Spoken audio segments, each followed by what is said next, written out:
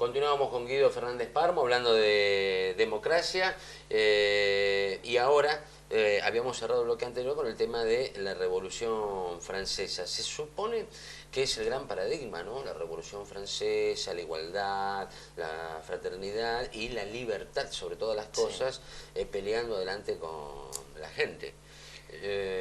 ¿Fue así? ¿Es así?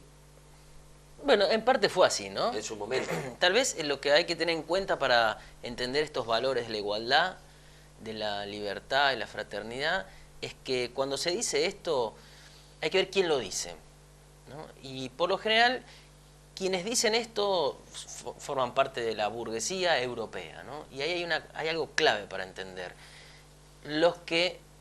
¿Quiénes son los iguales? ¿Quiénes somos los hermanos? ¿Somos todos iguales? Bueno, somos iguales los que hemos llegado a tener ciertas condiciones de vida, ¿no? Entonces, pero no somos todos iguales. Todos podemos llegar a ser iguales, pero no lo somos de hecho, ¿no?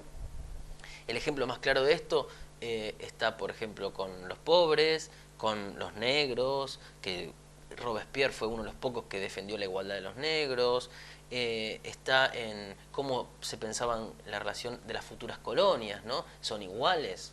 Esto mismo que hablan de la igualdad y de la fraternidad y la libertad, ¿cómo piensan a los pueblos que van a empezar a ser dominados por estos europeos? Y no los piensan iguales, no son iguales, tienen que llegar a serlo, pero no lo son. Es el problema nuestro, ¿no? Es como lo que decía Alberdi en las bases. Claro. Todavía no tenemos el pueblo para llegar a ser como los ciudadanos franceses. Sí, somos iguales, pero para ser iguales hay que tener un nivel educativo, hay que tener propiedades. Fuerte, esto es muy fuerte en la Ilustración, ¿no? Claro, es muy fuerte. El concepto de la Ilustración. Sí, hay un filósofo que es Kant, un filósofo alemán, que tiene un texto que se llama ¿Qué es la Ilustración? Y en ese texto él habla de la mayoría y la minoría. Y él dice que la minoría es un individuo o un pueblo que no hace uso de su propio entendimiento, ¿no? Así como que no piensa por cuenta propia y necesita apoyarse como con muletas en las decisiones de un otro. Y el mayor de edad es el que puede pensar por cuenta propia. Kant cree que la Revolución Francesa fue eso, que el pueblo que se hace cargo de sí mismo y se gobierna a sí mismo. Podemos trasladar estos conceptos al interior de Europa y afuera de Europa y pensar que hay clases, como los campesinos, que no han alcanzado la mayoría de edad todavía. Y hay pueblos que no han alcanzado la mayoría de edad. Y por lo tanto necesitan de la tutela de los pueblos que son mayor de edad. Claro, porque en 1789 es la Revolución Francesa. Sí. ¿No? En 1840 y algo es la invasión a Argelia. Claro. Y el dominio de sí, Argelia claro. durante más de 100 años.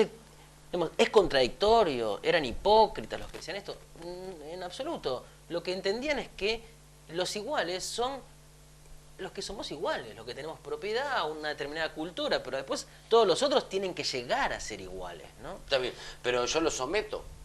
Claro, ahí hay hay distintas versiones del colonialismo y en términos generales lo que se pensaba era, bueno, los someto como como una misión civilizatoria, ¿no? Sí. Es para llevarlos hacia la mayoría de edad, que es el gran proyecto educativo sarmientino acá, ¿no? Exacto. De llevar a este pueblo bárbaro hacia una mayoría de edad, hacia una civilización, ¿no? Entonces se justifica esa invasión con estos argumentos. Y digamos, lo que se ve esto es en 1791, una de las primeras constituciones de la Revolución Francesa, se establecía que había un tipo de ciudadano de primera y un tipo de ciudadano de segunda en función de, por ejemplo, las propiedades que tenía. Sí, somos todos iguales, pero a ver, a la hora de organizar realmente esta sociedad, vemos que hay algunos que no son tan iguales. Y que si uno no tiene determinadas propiedades o determinada renta, bueno, no puede participar en igual medida de la política, ¿no? Entonces ahí hay como una clave para entender la diferencia con los griegos. Sí, somos todos ciudadanos, todos tenemos derechos, pero para poder votar a los electores hay que tener una renta o un tributo de tanto. Para poder ser diputado hay que tener, y así se define la categoría que uno ocupa en la sociedad, y eso es el lugar en el poder que uno está ocupando, claro, en función de la propiedad, que es el valor liberal por excelencia que viene de Locke. ¿Qué trajiste? No, traje un texto de Alexis Tocqueville, que es un gran teórico de la democracia. Este libro es Recuerdos de la Revolución de 1848, que fue una revolución de los obreros que ocurrió en toda Europa. Y en este libro él es como una especie de diario de todas esas jornadas, de cómo se vivió en París esas revueltas, y él describe en 2 oportunidades a un diputado socialista que es un diputado que representa a las clases bajas realmente, ¿no? Y él mismo venía de esos grupos sociales, ¿no? Y lo describe en 2 oportunidades. Es muy significativo porque a mí siempre me resonó a cómo acá en Argentina se ha pensado la participación política del pueblo, ¿no? Sobre todo desde el peronismo, y lo describe así muy vivazmente, ¿no? A este diputado que se llamaba Blanqui, que es uno de los primeros diputados socialistas, ¿no? Dice Tocqueville: fue entonces cuando vi aparecer a su vez en la tribuna a un hombre a quien no he visto más que aquel día, pero cuyo recuerdo me ha llenado siempre de aversión y horror. Tenía unas mejillas pálidas y ajadas, unos labios blancos, un aspecto de enfermo, avieso e inmundo, una palidez sucia, la apariencia de un cuerpo enmohecido, sin ninguna ropa blanca visible, una vieja levita negra, pegada a unos miembros enjutos y descarnados. Parecía haber vivido en una cloaca, y se diría que acababa de salir de ella. Me dijeron que era Blanqui. Claro, este tipo es un aristócrata que viene de la aristocracia, que se está jugando por la democracia, pero ve que en la asamblea hay uno que... ¿Qué describe ahí? Ahí describe un tipo que no tiene el dinero para tener la ropa impecable como tiene la ropa blanca. Es un hombre del pueblo, ¿no? Y lo describe con adjetivos que hablan de que ese pobre es inmoral. Digamos. ¿Cuál es el problema de la suciedad? ¿No? Uno diría, bueno, ¿qué importa que uno tenga la ropa sucia? Es que ahí eso es un signo de inmoralidad, claro, ¿no? Es un signo de una vida inmoral, que es cómo se considera a los pobres en esta época, todavía, ¿no?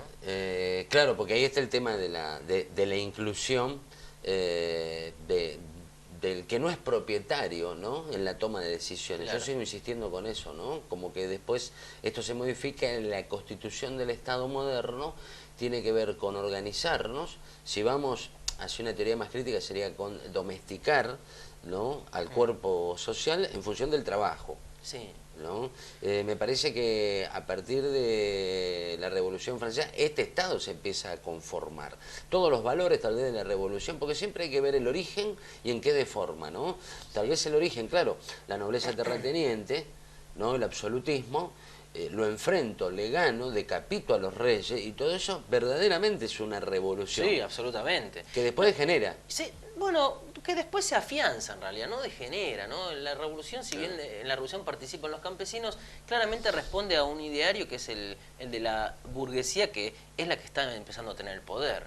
Y la burguesía después se afianza. Lo que ocurre después es que cuando se consolida el capitalismo, por lo menos en las principales ciudades europeas, lo que hay que empezar a hacer después es, bueno, tratar de ceder algunos derechos con esos obreros, porque si no se viene esa revolución que en 1848 fue la primera chispa, ¿no? Hay un libro de Soboul de la Revolución Francesa que es brillante también, sobre todo porque es muy corto, digo, para el que no es un estudioso, sino que quiere leer, que se llama La Revolución Francesa, donde dice la diferencia que hubo en Inglaterra y en Francia, ¿no? Que en Francia no se quiso ceder hasta el último minuto. Bueno, así terminó, explotó todo. Claro. Entonces después se van incorporando derechos y después esta división que se hacía al principio en esta Constitución de 1791 desaparece y claramente después todos los ciudadanos empiezan a tener igualdad de derechos, pero también esa ampliación de los derechos forma parte de la estrategia de este Estado para mantenerse, ¿no? Es poder soltar un poco la soga al cuello, porque si no se venía la revolución y en 1871 fue la Comuna de París, ¿no? En donde los obreros tomaron el gobierno de París. Sí, eso fue brutal. Una comuna, con lo cual claramente había que tenerle miedo a la clase obrera, que para esa época ya está organizada, hay sindicatos, hay partidos, ¿no? Entonces se va ampliando la igualdad y efectivamente somos todos iguales, pero también como una estrategia de aflojarle el nudo a la clase obrera, que es la que siempre ha estado manteniendo el bienestar de la burguesía, ¿no? Muy bien. Guido Fernández Parmo, profesor de filosofía, vecino de Castelar, gracias por haber venido. De nada. Y nos vemos la semana que viene. Chau.